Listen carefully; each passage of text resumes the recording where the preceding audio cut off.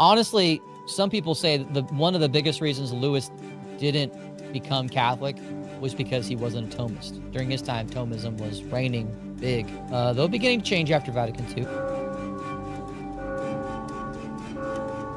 C.S. Lewis really says this. So he says the recovery of Aristotle's text dates from the second half of the 12th century. Dominance of his doctrine soon followed. Aristotle is before all the philosopher of divisions. His effect on his greatest disciple, Aquinas, as M. Gilson has traced it, was to dig new chasms between God and the world, between human knowledge and reality, between faith and reason. Heaven began under this dispensation to seem farther off. The danger of pantheism grew less because, why? People accuse Palamas of pantheism. So if you go in the Aquinas direction and you go, to those who are later Thomists, the danger is mechanical deism. So Lewis, like many Orthodox Christians, has concerns about Thomism. What it does for Lewis is pushes us more towards a mechanical world.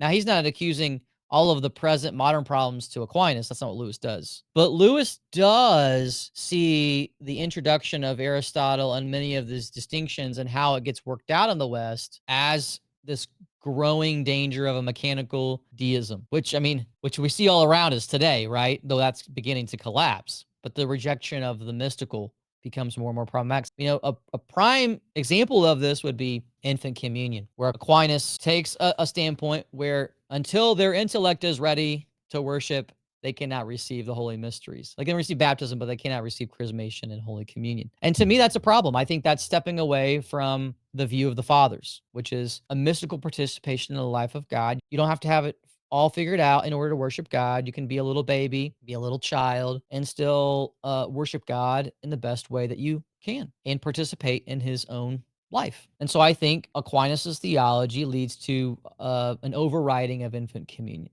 which I think is a problem. So that'd be like one example that I think is problematic. And Roman Catholic thought, Aquinas, had a very strong, a very strong hold. At the end of the 19th century, they're teaching Thomism in the seminaries, in Catholic seminaries, as the kind of the go-to understanding for most things.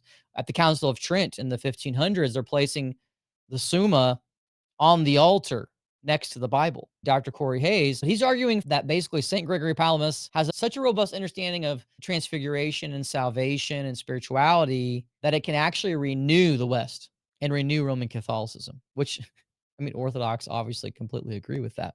And then he also says Aquinas falls short in many areas. So he writes, in addition to seeing Old Testament theophanies as true visions of God, Palamas also carries on the patristic tradition of seeing them as theophanies of the pre-incarnate Son of God, a tradition that we have seen present in the exegesis of the Transfiguration, exemplified by both Irenaeus and St. John Damascene. He's endorsing this profound connection between theophany and transfiguration and participating in the uncreated light. I remember growing up thinking like, oh, does the Old Testament even talk about the Trinity? Because I wasn't presented the Old Testament in that way, nor was I presented the Old Testament in a way that made sense of our own participation in the mystical uncreated light of God. That's just was not in Baptist evangelical thought. So when you approach it from the fathers and through, the theology of the Transfiguration through St. Gregory Palamas, wow, it really brings Christianity to life. It's a beautiful,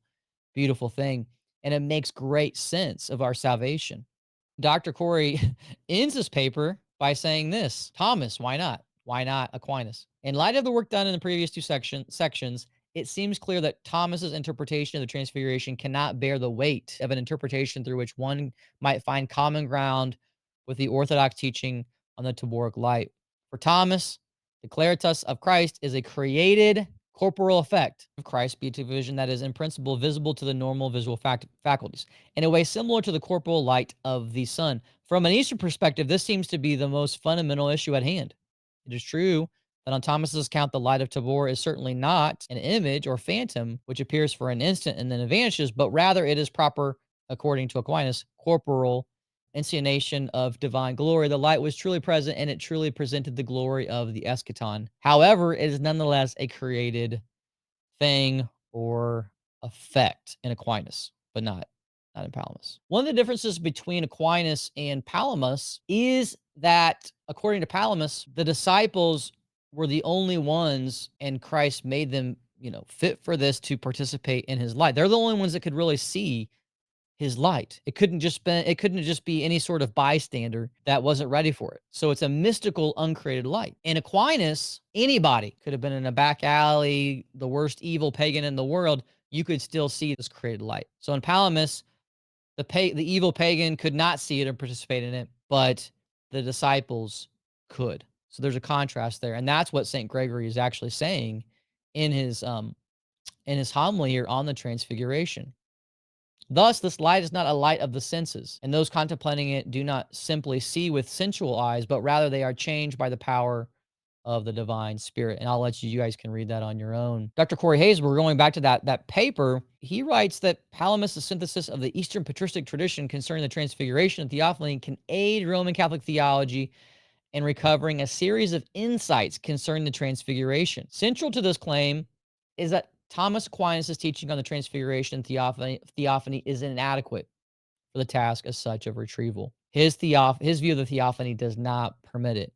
And that Palamas' synthesis can show Roman Catholic theology the way back to this theophanic Eastern patristic heritage. Now, Wagner and his bros are not going to like Dr. Corey Hayes. I think if we look at it from not just a pure philosophical standpoint, but we look at it from a biblical theology standpoint, St. Gregory really stands and shines in this moment of exegeting the theophany, the angel of the Lord with the Transfiguration, which leads to our own salvation and the transfiguration of the universe. So it's like I deal with people that comment on my videos and they're like, Palamas is an idiot. He's a heretic. He contradicts Aquinas.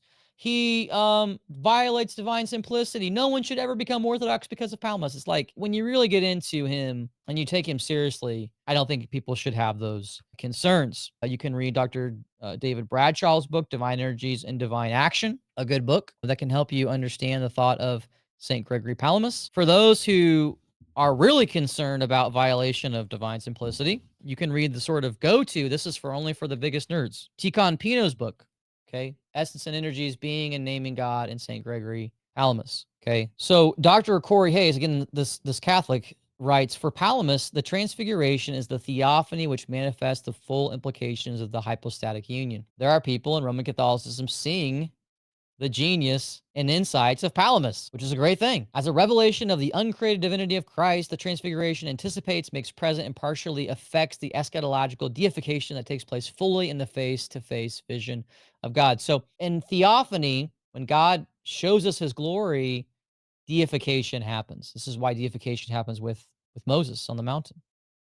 Palamas' teaching on the Transfiguration as theophany synthesizes insights from Eastern patristic tradition regarding theology of revelation, deification, and eschatology. So he's seeing all of these important connections within the grand story of biblical theology, which is what I care about the most. Another announcement is that Seraphim Hamilton will be doing a Bible study on barrel-aged faith over the book of Ephesians. If people become paid subscribers, they can participate in it after Pascha. It's after Pascha. And if we get a good response of paid subscribers, we'll hopefully continue rocking and rolling with other books. Become a paid subscriber today. You can hear more of Seraphim Hamilton on this channel. I think he does a lot of great work. Well, guys, have an amazing day. We'll see you next time. Take care. Bye-bye. The Wise Phone 2, which I currently use as my phone. It's an amazing phone that helps you not doom scroll or be addicted to social media and other vices because it doesn't have a web browser, but it does function like a phone. You can call, you can text, you can take pictures, you can do videos. It even has apps like Uber and Lyft. You can order food, maps to get around town, all the things that you kind of need in this modern life. While at the same time, being able to have a boundary between you and work or you and distractions. So you can be more present with your family, with your kids, with your spouse, whomever. This has been a very freeing experience for me to have the Wise Phone 2. Again, you can get $40 off through my discount code KING today.